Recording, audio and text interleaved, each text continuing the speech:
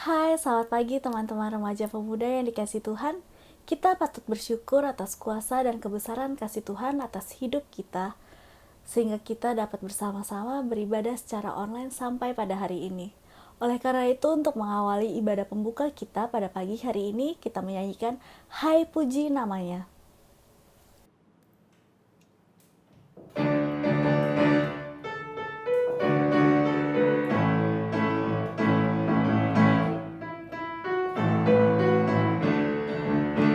Hai puji namanya terang cahaya, dan puji namanya hai cakrawala.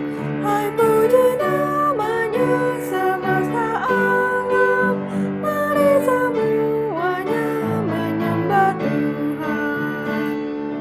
Haleluya, pujilah Tuhan tak henti. Haleluya, karena kasih-Nya tak terperi. Haleluya, pujilah Tuhan tak henti. Haleluya, karena kasih-Nya tak terperi.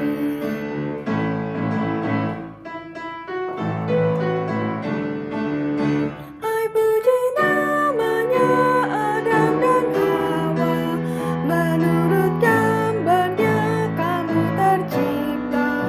Hai puji namanya segenap insan, mari semuanya menyembah Tuhan.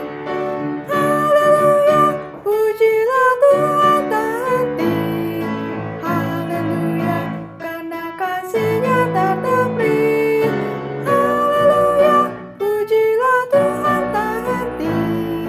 Haleluya, karena kasih-Nya tak terperi.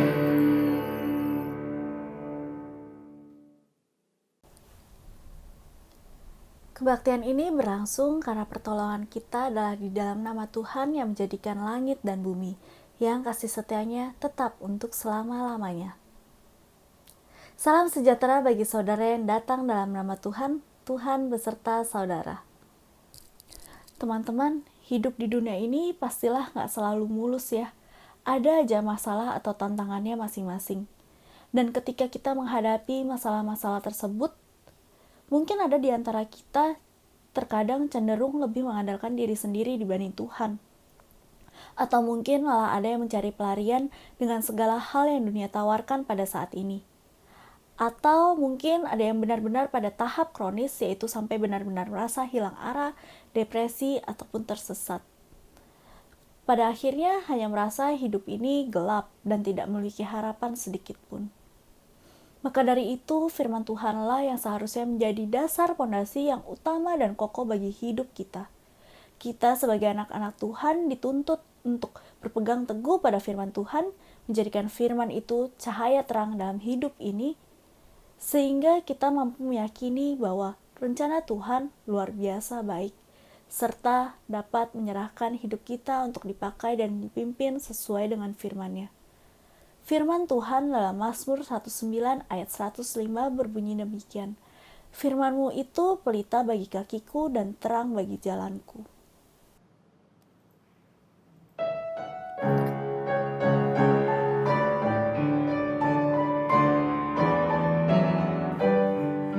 Firman-Mu ku pegang selalu, saat duka, saat senang.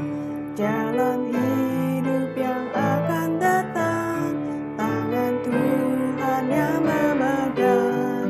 Pencobaan menghimpit aku dan menjadi keluhanku. Firman-Mu ku pegang selalu, sayap-Mu dapat berteduh. Firman-Mu Tuhan ku pegang selalu. Hilanglah keraguanku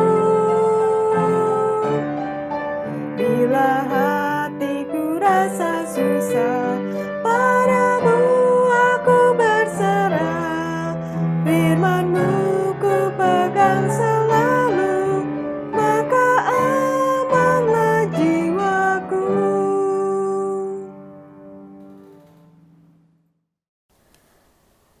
Firman pengampunan dari Tuhan merupakan salah satu bentuk nyata cinta kasih Tuhan terhadap hidup kita. Oleh karena itu, mari kita menutup mata dan merenungkan keadaan kita saat ini.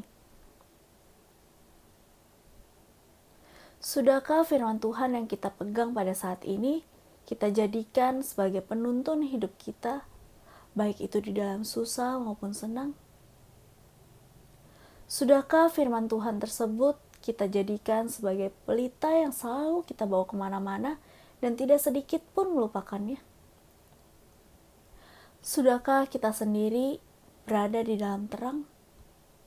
Atau mungkin kita masih berada di dalam remang-remang dunia semu ini? Atau mungkin masih berada di dalam kegelapan?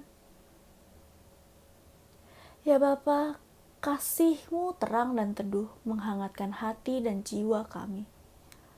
Kami mengakui kami ini hanyalah manusia berdosa, lemah dan tak berdaya. Ampunilah kami dan ajarlah kami bahwa dimanapun posisi kita pada saat ini, kami dapat selalu keluar dari kegelapan dan datang ke dalam terang. Pulihkanlah kami ya Bapa. Dengan Roh Kudus-Mu, ajarkan kami juga untuk senantiasa berjuang memegang teguh firman-Mu dan menjadikan firman itu sebagai pelita dan terang di dalam setiap aspek kehidupan kami. Di dalam nama Tuhan Yesus kami berdoa. Amin.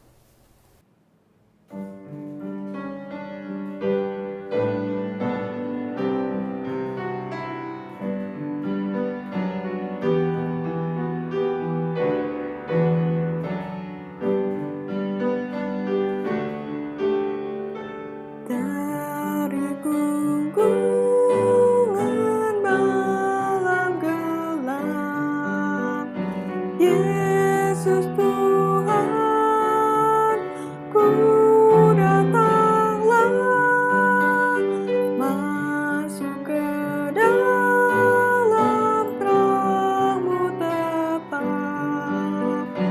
Yesus, ku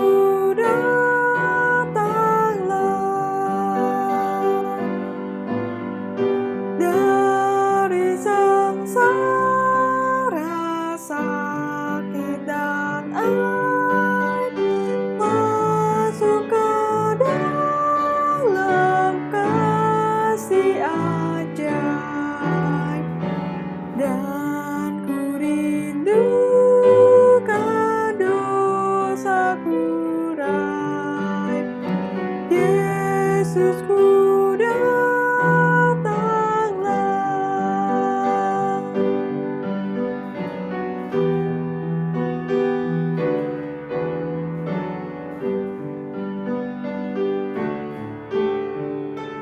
dari hidupku yang berjalan, Yesus Tuhan, ku datanglah, masuk ke dalam terang mulia.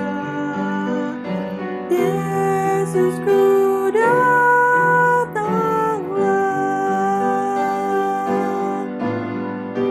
dari gelombang babandaru, masuk ke dalam kasih teduh, dan ku tinggalkan susah geluh. Yesus, ku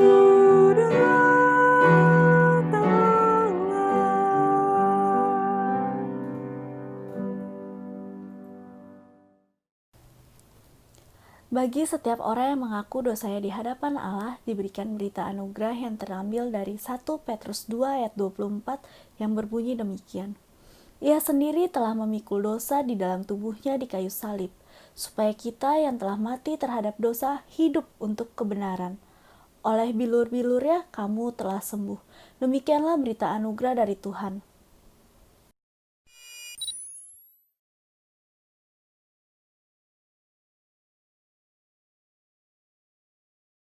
Mari teman-teman yang dikasihi oleh Tuhan, sebelum kita membaca dan merenungkan firman, mari kita bersatu di dalam doa.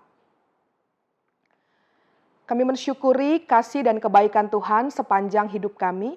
Kami boleh ada sampai saat ini, kami selalu percaya bahwa ini terjadi karena kemurahan Tuhan. Kami bersyukur kami boleh berjumpa dalam ibadah kami di hari ini.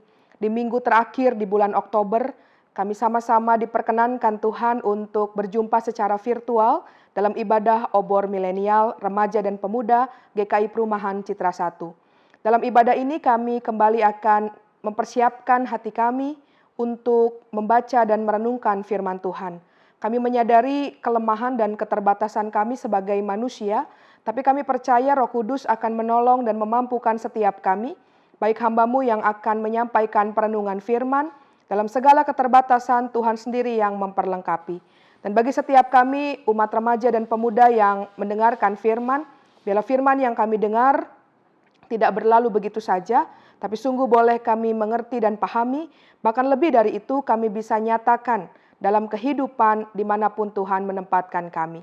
Bersabdalah ya Tuhan, kami semua siap untuk mendengarkannya. Dalam nama Tuhan kami Yesus Kristus, dalam pimpinan dan penyertaan Roh Kudus kami telah berdoa. Amin. Teman-teman, pembacaan firman Tuhan dari Mazmur 119 ayat 9 sampai dengan 16. Dengan apakah seorang muda mempertahankan kelakuannya bersih? Dengan menjaganya sesuai dengan firman-Mu. Dengan segenap hatiku aku mencari Engkau, janganlah biarkan aku menyimpang dari perintah-perintah-Mu. Dalam hatiku aku menyimpan janji-Mu, supaya aku jangan berdosa terhadap Engkau. Terpujilah Engkau ya Tuhan, ajarkanlah ketetapan-ketetapan-Mu kepadaku. Dengan bibirku aku menceritakan segala hukum yang Kau ucapkan. Atas petunjuk peringatan-peringatan-Mu aku bergembira, seperti di atas segala harta. Aku hendak merenungkan titah-titah-Mu dan mengamat-amati jalan-jalan-Mu. Aku akan bergemar dalam ketetapan-ketetapan-Mu, firman-Mu tidak akan kulupakan. Demikianlah firman Tuhan, yang berbahagia adalah setiap kita yang mendengarkan firman Tuhan dan memelihara dalam kehidupan kita setiap hari. Amin. Selamat pagi teman-teman pemuda, adik-adik remaja. Bersyukur kita kembali dipertemukan Tuhan dalam ibadah obor milenial remaja pemuda GKI Perumahan Citra 1. Hari ini dalam rangkaian bulan keluarga di minggu keempat Oktober, kita bersama akan merenungkan sebuah tema, firman Tuhan pelita hidupku. Nah teman-teman, setujukah teman-teman kalau saya mengatakan bahwa kita hidup, kita tinggal, kita menetap di tengah dunia, di mana saat ini penampilan seringkali dipandang menjadi nomor yang pertama, yang utama dalam hidup kita. Mayoritas atau kebanyakan dari kita tentu sepakat dengan pertanyaan itu. Akibatnya apa? Banyak orang, teman-teman yang kemudian berusaha untuk tampil sangat menarik. Mereka menjaga tubuh dan memandang bahwa penampilan adalah sebuah kebutuhan yang tidak bisa diabaikan. Pusat-pusat kebugaran sampai semua yang terkait dengan estetika wajah, tubuh menjadi tempat yang sangat diminati saat ini. Banyak yang rela merogoh kocek sampai berjuta bahkan berpuluh-puluh juta supaya apa? Supaya mereka bisa memperoleh apa yang diinginkan untuk bentuk badan mereka. Supaya terlihat cantik, supaya terlihat tampan. Kenapa? Karena penampilan yang utama. Beberapa waktu yang lalu saya membaca sebuah berita di Line Today. Ada seorang wanita, dia adalah model cantik asal Malaysia bernama Coco Xiao Chin Shin. Selanjutnya akan kita sebut Xiao, yang tengah merencanakan pernikahan dengan kekasihnya. Teman-teman, namanya orang yang menikah, sudah pasti seorang wanita ingin tampil sempurna di hari pernikahan mereka. Demikian juga dengan Xiao. Untuk mewujudkan impiannya, Xiao rela kemudian merogoh uang jutaan rupiah untuk memperbaiki penampilannya. Dan pada hari Sabtu 17 Oktober 2020, Xiao pergi ke sebuah salon kecantikan dan melakukan perawatan sedot lemak. Tetapi apa yang terjadi? Ia tidak pernah menyangka teman-teman kalau usahanya untuk tampil sempurna di hari pernikahan itu justru membawa bencana. Wanita berusia 23 tahun itu awalnya menemukan salon kecantikan ketika berselancar di dunia maya sebagaimana dilansir dari The Straits Times Senin 19 Oktober 2020. Dia kemudian rela mengeluarkan uang sampai 2.500 ringgit Malaysia atau sekitar 8,8 juta untuk menghilangkan lemak di lengannya menurut laporan media itu. Pada hari Sabtu siang, Xiao mengunjungi salon tersebut untuk pertama kalinya ditemani oleh temannya. Dia kemudian langsung menerima injeksi anestesi ketika datang ke sana. Tapi sekitar setengah jam kemudian, detak jantung Xiao berhenti. Dan menurut laporan itu, Xiao dilarikan ke rumah sakit, tapi upaya untuk menyadarkannya gagal dan dia dinyatakan meninggal kurang lebih pukul 5 sore waktu setempat. Keluarga sungguh amat berduka kenapa? Karena ketika tiba di rumah sakit, Xiao sudah meninggal. Dan selidik punya selidik teman-teman, orang yang bertanggung jawab di salon akhirnya mengungkapkan bahwa mereka tidak punya izin untuk melakukan prosedur medis seperti itu. Tapi mereka hanya diberikan izin untuk melakukan perawatan kecantikan yang biasa. Ahli kecantikan yang melakukan prosedur untuk saudara perempuan saya tidak memiliki izin profesional, kata saudara dari Xiao ini. Dua pemilik salon kecantikan, seorang wanita dan putrinya, kemudian ditahan untuk membantu penyelidikan atas kematian Xiao, demikian lapor surat kabar The Star. Teman-teman yang dikasihi oleh Tuhan, inilah dunia kita. Banyak orang yang berupaya untuk menjaga penampilan luar.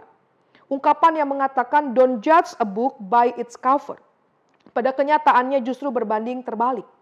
Banyak orang melihat seseorang hanya berdasarkan pada apa yang nampak, apa yang kelihatan secara luar. Berupaya supaya dilihat baik, tampilan oke. Karena itu cari pasangan seringkali kita melihat luarnya dulu, tampilannya seperti apa. Dan seringkali itu yang menjadi fokus dan yang utama bagi kita. Teman-teman tentu tidaklah salah ketika kita memperhatikan dan menjaga penampilan. Tidaklah keliru ketika kita menjaga diri kita, apalagi dalam masa pandemi. Kita kan harus tetap sehat, menjaga diri sendiri, juga menjaga orang lain di sekitar kita. Tapi ternyata teman-teman tidak cukup hanya itu. Ada hal yang jauh-jauh lebih penting selain menjaga apa yang ada dalam tampilan kita. Ada yang harus kita perhatikan lebih mendalam, secara khusus dalam keberadaan kita sebagai anak-anak Tuhan. Dan pemazmur dalam Mazmur 119 yang menjadi bacaan kita pada hari ini menuliskan secara jelas. Teman-teman, kalau kita perhatikan mulai dari ayat 9, pemazmur dengan jelas menuliskan bahwa yang kita jaga adalah kita memiliki dan menunjukkan perilaku yang bersih, serta hidup menurut apa yang menjadi ketetapan Tuhan.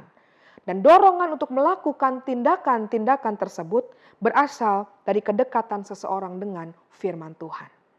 Karena itu pemazmur mengawali dengan pertanyaan di ayat ke-9. Dengan apakah seorang muda mempertahankan kelakuannya bersih? Dalam tulisannya teman-teman ini menarik. Pemazmur secara khusus menyoroti kehidupan orang muda pada zaman itu. Khususnya apa? Khususnya dalam kaitan dengan ketaatan pada firman Tuhan. Siapa orang muda dalam ayat ini? Teman-teman, orang muda di sini adalah semua orang muda yang sedang belajar tentang Taurat. Jadi pada zaman itu, mulai dari anak-anak, terutama anak laki-laki Yahudi, mereka harus belajar kitab suci mulai di usia 5 tahun. Pada usia 10 tahun, mereka belajar yang namanya Misnah atau hukum Yahudi. Pada usia 13 tahun, mereka belajar memenuhi semua hukum. Dan pada usia 15 tahun, mereka belajar yang disebut dengan Talmud, yaitu kitab penjelasan Yahudi mengenai perjanjian lama. Nah, pada usia muda mereka, kurang lebih usia akil balik itu 12-13 tahun, seorang anak mulai memasuki dunia orang dewasa dan wajib hidup menurut ajaran Taurat. Kini gurunya adalah Taurat itu sendiri. Dan di usia ini juga terdapat upacara yang disebut dengan bar mitzvah, yang artinya anak ajaran Taurat. Makanya kita ingat teman-teman, Yesus ketika usia 12 tahun, dia ada di bait Allah. Jadi anak muda dalam teks ini mengarah pada mereka yang sedang belajar Taurat. Lalu apa lanjutan ayat 9? Dikatakan yang kelakuannya bersih. Kelakuannya bersih dipahami dalam kerangka berpikir pada masa itu, yakni dalam kaitannya dengan hukum Taurat. Teman-teman, seperti kita ketahui, hukum Taurat memuat petunjuk tentang segala hal yang tahir dan juga najis. Tahir itu adalah lambang dari hidup seseorang yang sesuai atau seturut dengan kehendak Allah.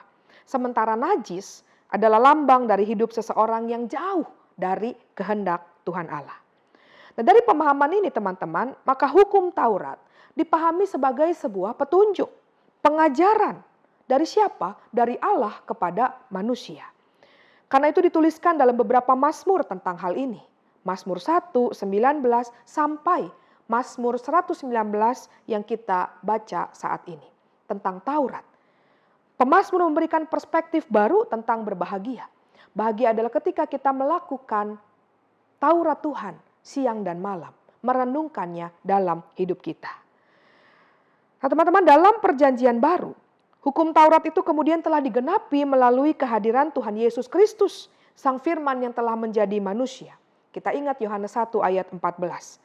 Dan kedatangan Sang Firman bertujuan untuk menggenapi hukum Taurat itu sendiri. Karena itu Matius 5 ayat 17, janganlah kamu menyangka bahwa aku datang untuk meniadakan hukum Taurat atau kitab para nabi. Aku datang bukan untuk meniadakannya, melainkan untuk menggenapinya. Nah, lalu kembali pada pertanyaan ke ayat 9. Bagaimana seorang muda mempertahankan kelakuannya bersih? Maka dijawab teman-teman pada uraian ayat yang kita baca. Seorang muda bisa mempertahankan kelakuannya bersih ketika dia menjaga hidupnya sesuai dengan firman Tuhan. Itu yang dia jaga pertama, yaitu hidupnya sesuai dengan firman Tuhan. Teman-teman, ada sebuah artikel mengisahkan satu hari ada seorang wartawan Kristen bertanya kepada seorang penginjil terkenal, bagaimana supaya saya bisa menjadi seorang yang kuat secara rohani? Dan penginjil itu menjawab, kuncinya ada 3. Apa itu? Baca Alkitab. Yang kedua, baca Alkitab. Dan yang ketiga, baca Alkitab. Karena itu saya ingat lagu sekolah minggu teman-teman. Baca kitab suci, doa tiap hari, doa tiap hari, doa tiap hari. Baca kitab suci, doa tiap hari kalau mau tumbuh. Teman-teman, membaca Alkitab setiap hari bukan saja memberikan kekuatan rohani buat kita, tapi juga ada banyak manfaat. Ada hal yang baik dan tentu saja positif saat kita membaca dan merenungkan firman Tuhan. Firman Tuhan mampu menuntun jalan hidup kita pada keselamatan. Firman Tuhan dapat mengoreksi kesalahan, membuat kita lebih dan semakin bijak. Firman Tuhan juga mengajarkan prinsip hidup yang benar. Dan firman Tuhan juga membawa kita bisa mengenal kehendak Tuhan dalam hidup kita secara pribadi. Karena itu bagaimana firman Tuhan berfungsi? 2 Timotius 3 ayat 15-16 menuliskan dengan jelas. Nah, fungsi ini menjadi sangat penting teman-teman. Kenapa?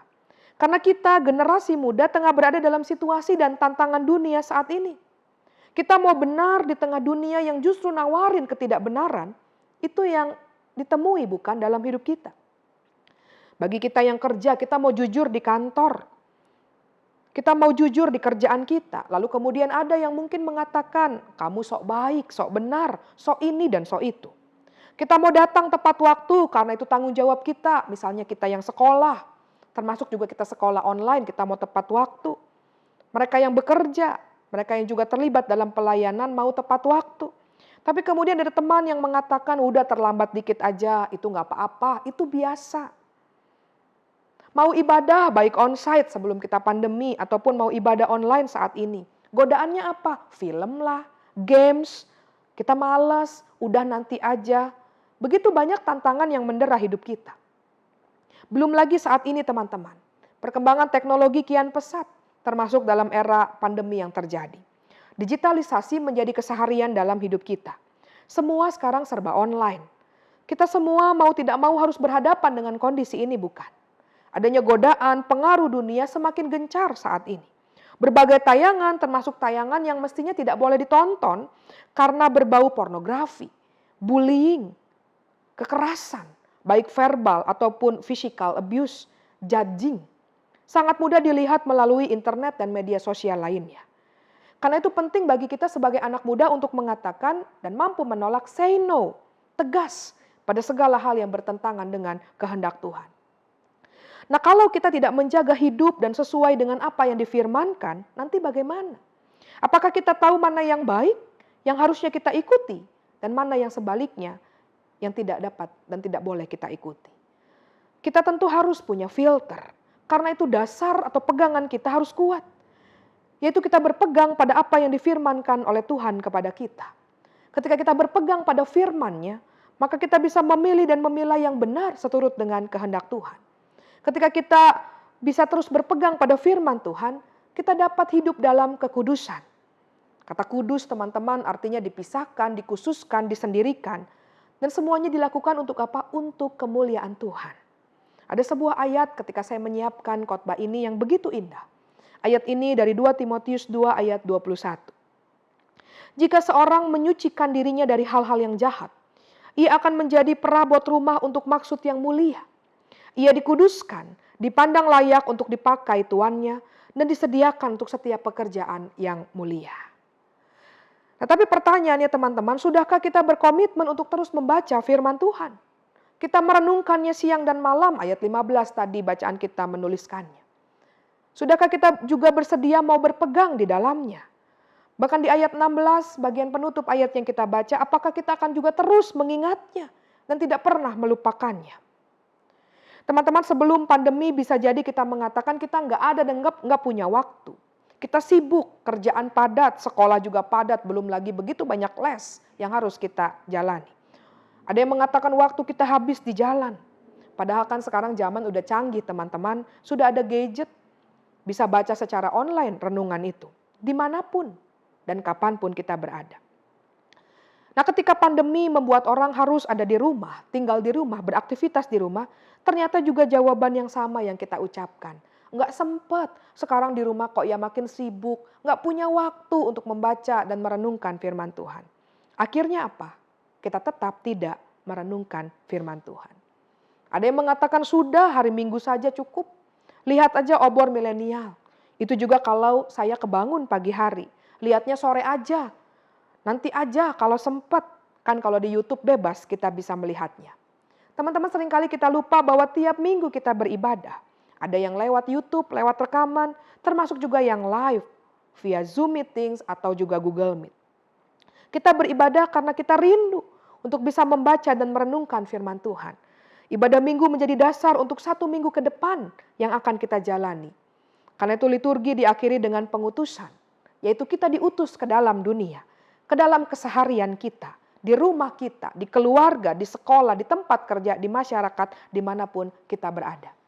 Ada seorang teman saya, teman pendeta dalam salah satu sharingnya pernah mengatakan begini teman-teman. Di akhir ibadah ketika umat pulang, mestinya di pintu keluar juga ada tulisan welcome. Tidak hanya ketika umat masuk ke ruang ibadah ada kata welcome, tapi welcome juga ditulis ketika umat pulang keluar rumah.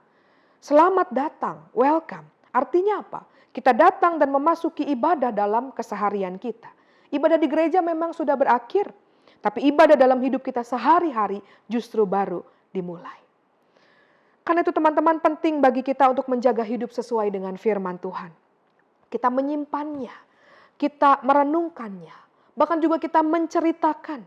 Tidak hanya melalui perkataan, tapi perbuatan kita yang terus diubahkan oleh firman Tuhan. Ketika kita hidup dalam firman, kita bergaul dengannya, kita semakin mengenal dan paham apa maksud Tuhan bagi kita. Dan kita semakin mengenal Dia, Sang Firman, yaitu Tuhan Yesus Kristus. Ketika kita mengenal, kita berelasi dengan Dia, maka hidup kita mestinya berubah seturut dengan apa yang Tuhan mau dan kehendaki. Teman-teman yang dikasihi Tuhan, suatu hari ada seorang yang belum percaya bertemu dengan seorang Kristen baru. Orang itu bertanya kepada dirinya, "Apa yang kau ketahui tentang Yesus? Apakah engkau sudah mengenalnya dengan baik?" Orang Kristen baru itu menjawab, "Aku belum begitu mengenalnya dan belum tahu banyak tentang Dia."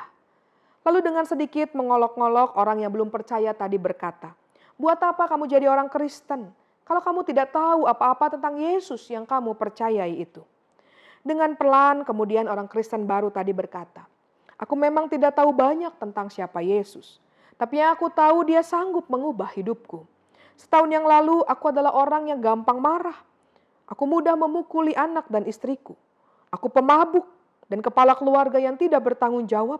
Anak dan istriku begitu ketakutan kalau dia dan mereka mendengar langkah kakiku sudah menuju ke dalam rumah.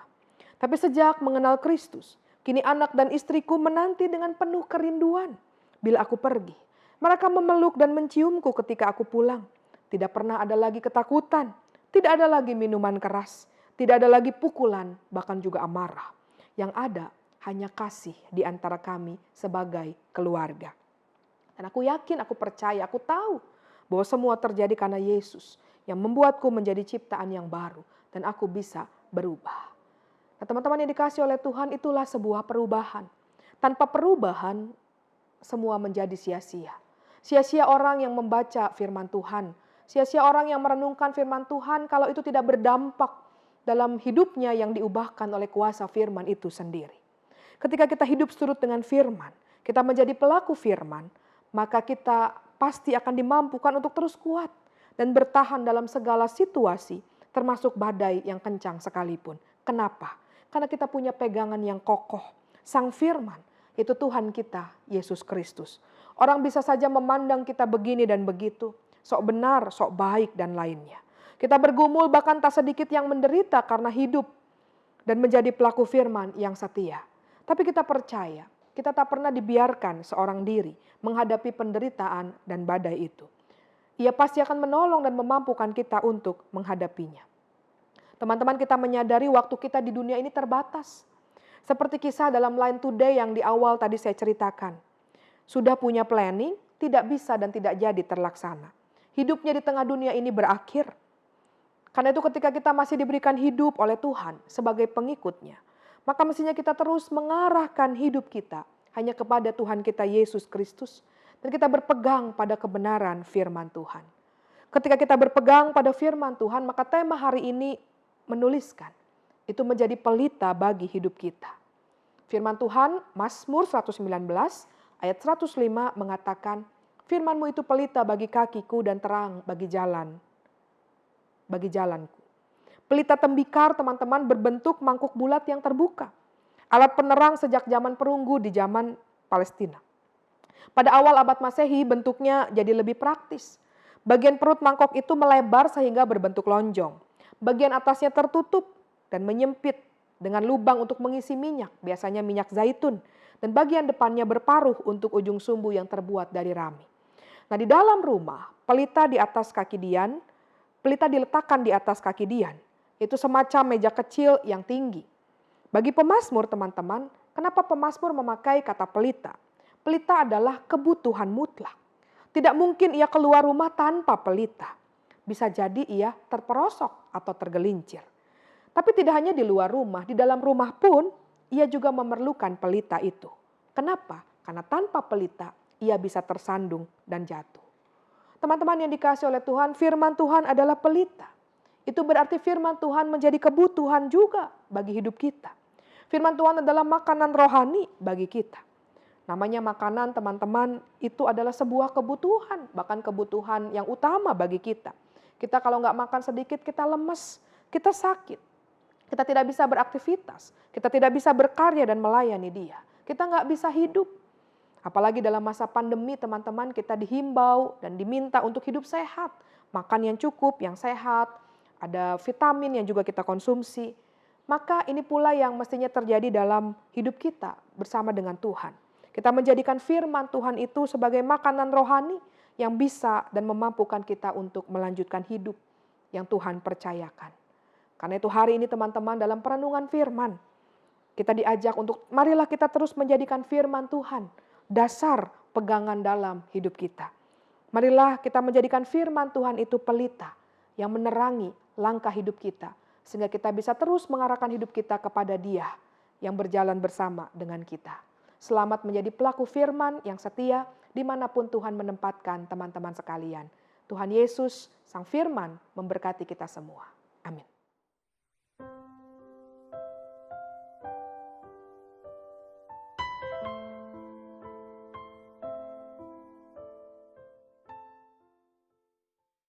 Marilah kita bersama umat Allah di masa lalu, masa kini, dan masa depan, mengingat pengakuan pada baptisan kita, seturut dengan pengakuan iman rasuli yang berbunyi demikian. Aku percaya pada Allah, Bapa yang Maha Kuasa, Khalik langit dan bumi, dan kepada Yesus Kristus, anak yang tunggal Tuhan kita, yang dikandung daripada Roh Kudus, lahir dari anak darah Maria, yang menderita sengsara di bawah pemerintahan Pontius Pilatus, disalibkan, mati dan dikuburkan, turun ke dalam kerajaan maut. Pada hari yang ketiga, bangkit pula dari antara orang mati. Naik ke surga, duduk di sebelah kanan Allah, Bapa yang Maha Kuasa. Dan dari sana ia akan datang untuk menghakimi orang yang hidup dan yang mati. Aku percaya pada Roh Kudus, gereja yang kudus dan am, persekutuan orang kudus, pengampunan dosa, kebangkitan orang mati, dan hidup yang kekal. Amin.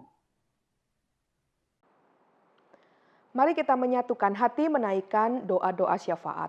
Kita berdoa. Kepadamu ya Allah kami dalam Tuhan Yesus kami berdoa. Kami bersyukur untuk firman Tuhan yang kami dengar pada saat ini. Mampukan kami Roh Kudus agar kami bisa melakukan firman Tuhan itu dalam kehidupan yang kami jalani, baik kami di tengah keluarga, di tengah sekolah, di tengah tempat pekerjaan, di tengah masyarakat, atau dimanapun kami berada. Kami menyadari itu tidaklah mudah, tapi kami percaya Roh Kudus akan menuntun kami, sehingga berita firman yang kami dengar sungguh dapat kami mengerti dan pahami, dan kami nyatakan, dan hidup kami menjadi kitab yang terbuka dan dibaca oleh sesama kami. Dan disitulah kami menyaksikan ada Kristus di dalamnya. Kami datang bersama dalam doa syafaat kami, berdoa bagi kehidupan bangsa dan negara kami Indonesia. Situasi yang dihadapi oleh pemerintah negeri kami tetap berhadapan dengan situasi yang tidak mudah karena pandemi COVID-19 yang masih belum kunjung berakhir. Kiranya Tuhan yang terus memberikan hikmat kebijaksanaan kepada Bapak Presiden Jokowi, Wakil Presiden beserta dengan segenap staf dan menteri, pemerintah pusat sampai dengan daerah. Biarlah mereka dapat tetap menentukan kebijakan dan keputusan yang terbaik untuk kehidupan bangsa kami. Kami juga berdoa Tuhan saat ini untuk gereja-gereja yang ada di Indonesia dan juga termasuk di dalamnya GKI Perumahan Citra 1. Keadaan pandemi membuat gereja harus memikirkan kembali bentuk pelayanan dan panggilan gereja yang menjawab kebutuhan jemaat di tengah tantangan yang ada saat ini. Biarlah Tuhan terus mengaruniakan hikmat kepada seluruh majelis jemaat, rekan-rekan pendeta, para penatua, segenap aktivis badan pelayanan untuk bisa melakukan setiap peran, tanggung jawab, dan pelayanan yang Tuhan percayakan di tengah masa pandemi yang terjadi. Kami bersyukur untuk setiap aktivitas online, persekutuan, bahkan juga ibadah yang boleh berlangsung. Biarlah ini dapat tetap membuat kami bertumbuh dalam iman dan spiritualitas kami kepada Tuhan. Kami berdoa untuk rekan-rekan kami, teman-teman kami, adik-adik kami, remaja dan pemuda GKI Citra. Tuhan tolong dalam setiap aktivitas, dalam setiap studi, sekolah yang dilakukan secara online, bekerja dari rumah, ataupun juga mereka yang sudah melakukan pekerjaan di kantor atau di luar rumah. Kiranya Tuhan terus menjaga kesehatan dan kekuatan bagi kami, sehingga kami dapat tetap melayani dan melakukan setiap peran yang Tuhan percayakan dengan baik. Kami juga berdoa untuk orang tua kami, mereka yang juga tengah berjuang untuk terus melanjutkan kehidupan dalam situasi pandemi yang terjadi. Biarlah Tuhan terus memberikan kesehatan kepada mereka, mengaruniakan hikmat, dan kehidupan keluarga kami juga boleh terus Tuhan berkati untuk kemudian kami menjadi berkat. Kami juga berdoa untuk teman-teman kami yang tengah mengalami pergumulan, mereka yang sakit, lemah secara tubuh, mereka yang harus dirawat di rumah ataupun di rumah sakit. Kiranya Tuhan yang memulihkan setiap sahabat-sahabat kami. Tuhan juga memberikan kesabaran, kesetiaan kepada keluarga yang mendampingi, seluruh staf medis, dokter, para perawat yang juga menolong dalam proses pemulihan. Dan biarlah mereka dapat terus melihat kebaikan Tuhan di tengah masa yang sulit karena pergumulan sakit penyakit mereka. Kami menyerahkan Tuhan kehidupan kami bersama dengan keluarga dalam hari-hari kami mendatang. Biarlah kami boleh tetap berjalan bersama dengan Tuhan yang kami yakini tidak pernah meninggalkan kami. Inilah rangkaian doa syafaat kami ya Tuhan yang jauh dari sempurna, yang kami alaskan dalam nama Tuhan kami Yesus Kristus, Tuhan dan Juru Selamat kami yang hidup, kami telah berdoa. Amin. Umat Tuhan, kita meyakini setiap hari Tuhan selalu memberikan curahan berkat dan anugerahnya bagi kita. Di tengah situasi pandemi yang terjadi, Ia senantiasa setia dan mengasihi kita. Kini marilah kita ungkapkan syukur atas kasih Tuhan kepada kita dengan memberikan persembahan yang terbaik baginya.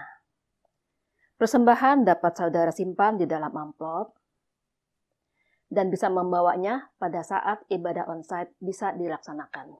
Atau kita bisa mentransfernya ke rekening GKI Perumahan Citra 1. Sebagai nas pengantar persembahan diambil dari 2 Korintus 8 ayat 12. Sebab jika kamu rela untuk memberi, maka pemberianmu akan diterima. Kalau pemberianmu itu berdasarkan apa yang ada padamu, bukan berdasarkan apa yang tidak ada padamu. Umat Tuhan, mari kita membawa persembahan kita kepada Tuhan. Mari kita berdoa.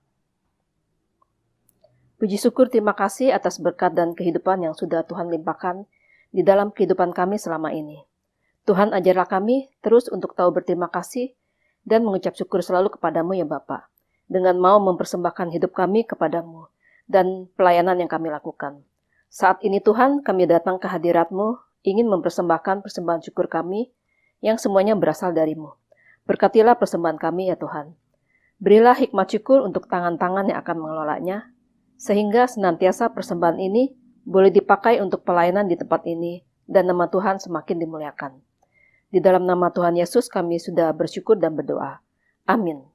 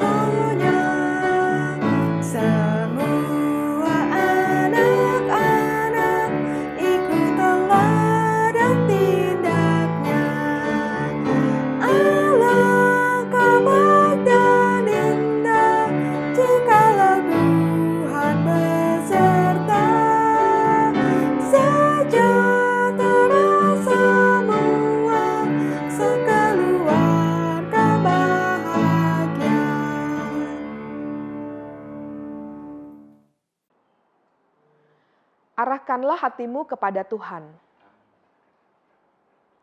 Jadilah saksi Kristus. Terpujilah Tuhan. Teman-teman pemuda, adik-adik remaja yang dikasihi oleh Tuhan, marilah kita melanjutkan kehidupan hari-hari kita bersama dengan Tuhan, berlakukanlah firman dimanapun teman-teman berada, dan terus menjadi berkat seperti yang Kristus kehendaki. Dan kini terimalah berkat dari Tuhan. Tuhan memberkati engkau dan melindungi engkau. Tuhan menyinari engkau dengan wajah-Nya dan memberi engkau kasih karunia. Tuhan menghadapkan wajah-Nya kepadamu dan memberi engkau damai sejahtera mulai saat ini sampai selama-lamanya. Amin.